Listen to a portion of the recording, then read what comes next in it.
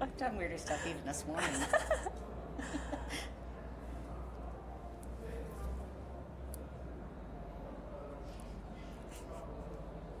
Sometime. Nice. John's going to take a picture of us at some point. Okay.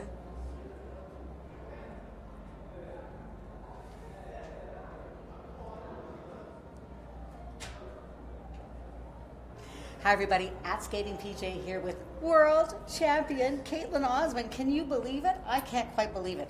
I mean, I can believe in your talent and the fact that this happened, but oh my goodness. I love the fact that in the middle of the night you tweeted something like, "What just happened?" Tell me what you were thinking. That was actually when I finally got back to the hotel after after everything was done here last night, and it didn't seem real. It still doesn't seem real. It's so exciting, and I can't believe yesterday happened. Do you know, you are every woman. So as you were skating, the fact that the first thing you said to me before the camera went on was the fact that you tripped over the rug. Do you know what? That's something that we all do. It's something that if anyone knows me, they would expect that. My nickname growing up was Bambi, and I finally proved that. With the little legs going everywhere. It's just legs going and you know what? So sweet of Wakaba and Sachoko to come over, who didn't trip on the carpet, and to come over and help you get up. I made sure they knew it was there. That was the thing. Well, you see, when you're champion, you're the leader. That's what happens. It was amazing. They looked genuinely worried at first, and then we all just laughed it off, so it was okay. It has been a whirlwind 24 hours. Yeah. So you mentioned that you're probably a little bit tired. Tell me what's gone on. What have been the highs? What was the most exciting thing that's happened so far? This week? Well, in the last 24 hours. In the last 24 winning. hours. Wow. It's so much has happened with nothing happening all at the same time. It's been just so exciting. I've been getting an overwhelming amount of messages from home. That has been absolutely incredible to hear from everyone. And just time is just flying by. I want to know the last things that Coach Ravi Walia said to you before you stepped up for your free program. He just says the exact same thing before each event, is to enjoy myself. I've done all the training, and that was my moment to enjoy it. And he just says, have fun and take a really deep breath. So Lance Vipon, choreographer for the short program, Jeffrey Bottle, choreographer for the free. I mean, you are in such excellent hands in terms of the construction of your programs. It's just outstanding. I want to know what turned the corner for you in that long program, because really the first time that you skated at clean, Olympic Games, second time you skated at clean, World Championships. If you're going to do it, those are the two times to do it. But what changed from the earlier part of the season to now? All year we were planning on peaking at the Olympics, yeah. And it actually turned out that way, which was really exciting. But each competition I learned something new about my long program, and I realized halfway through the year that I'm in better shape than I've ever been. I was trained, I felt ready, I was comfortable doing every single element in my program, and I just didn't have to back away from it. Nicole KG from one of our fans here. Everybody's just saying congratulations, and they are so excited. And Barb Park both say congratulations from Newfoundland and Labrador, which is your first home. Yes. What does it feel like to be from maybe the best province in Canada? Sorry, Alberta. Sorry, Ontario. But yeah, friendliest people. They are so friendly and so supportive. I haven't lived there in 14 years. Yep.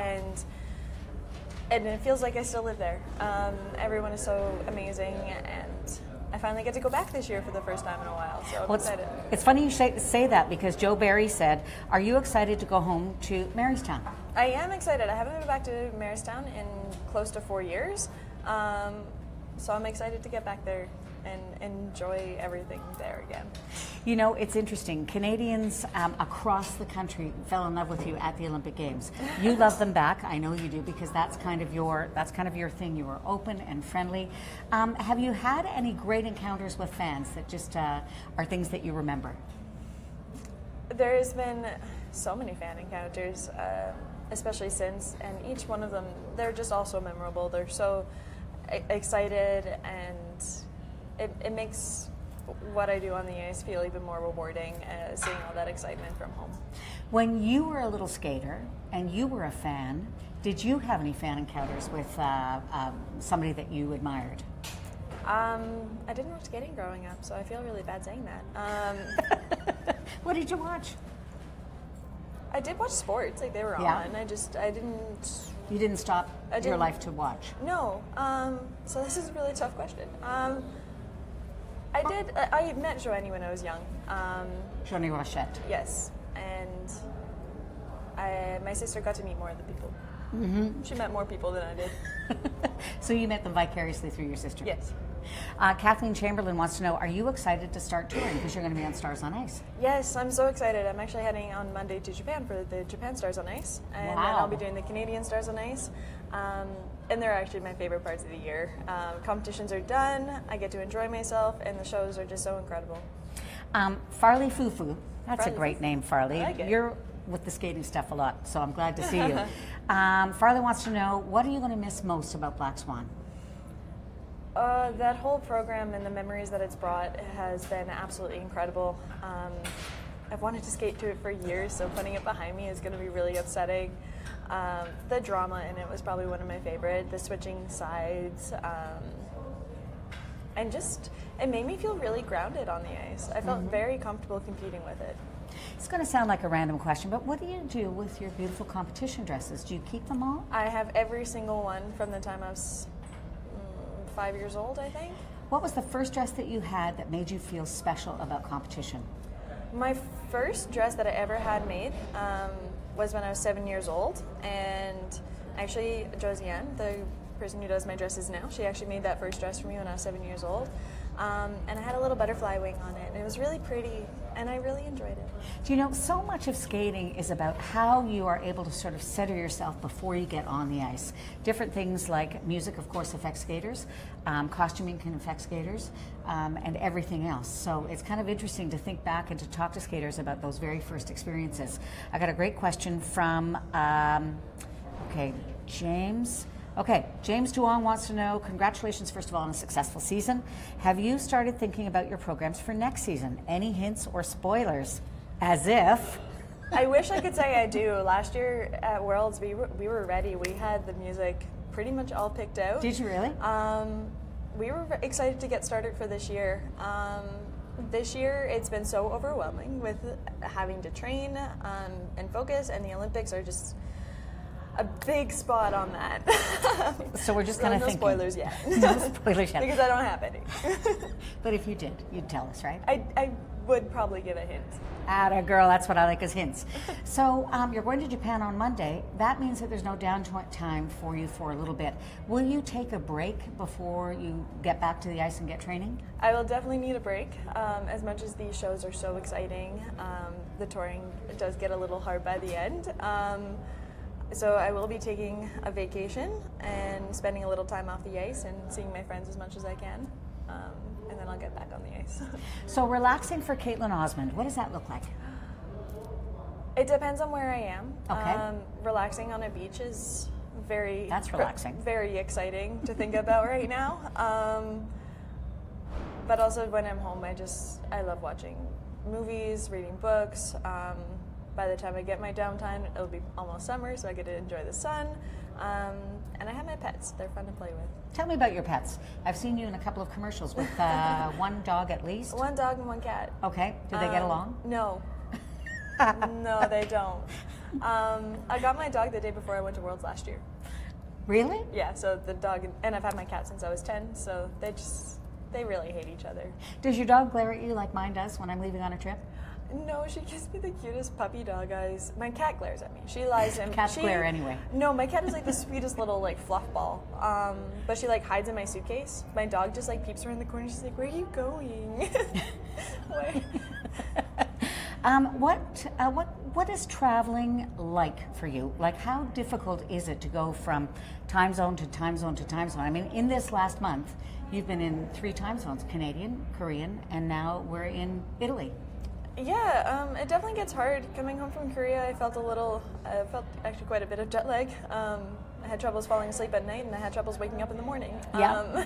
So that was always fun. But you just try to get back on the schedule and try to keep your schedule as consistent as possible. That's my biggest trick. That is, and that is the thing with consistent. Do you pretend it's Korea time when you're at home getting prepared for it? You just come and go for it? I just go and when I know it hits 8 o'clock, okay, I'm very much okay going to bed now. And then even if I don't sleep through the night, I'll still say 6:30 whenever I'm going to wake up. That is when I'll finally get up. And then off you go. And then off I go. And then if I didn't sleep throughout the night, that would just be terrible. A lot of people have wondered, is it difficult to maintain that kind of degree of readiness at a competition when you've only got a couple of half-hour sessions a day? That's not normally what you have at home in terms of training. It is sometimes hard, but by the time we get to competition, we're ready. The week of competition is just maintaining. You can't change much at that point. The training's done. So it's just really keeping yourself feeling the way your body's feeling and getting as much training as you can get done in that little bit of time. Last question. Any good luck items that you carry with you? Any rituals that you have before you compete? Anything like that? My biggest superstition is that I hate superstitions. So no. I used to always drink orange juice, and then I realized there's often places that don't have orange juice, so then I was like, I can't do this. So that one's out. That one's out. I still like my orange juice, though. Who doesn't? Come on now. Orange juice is so good.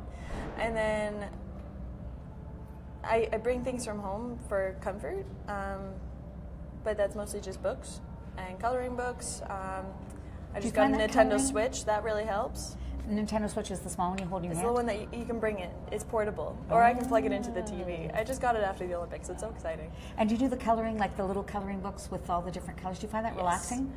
Sometimes. It depends on it. If it's like one of the ones that are super detailed, I just get frustrated because I never get to the end of the picture. So, Kaetlyn, are you a coloring inside the lines kind of girl? I wouldn't have thought that of you. I try. There's a lot of effort put into coloring in the lines, but I'm not very good at it. You can't be good at everything, but fortunately for all of us, you are a master at figure skating. Olympic bronze medalist and now world champion. You know what, everybody? Thanks for joining us on Facebook Live. Kaetlyn Osmond, woohoo! Thank you for coming and talking to us. Thank you.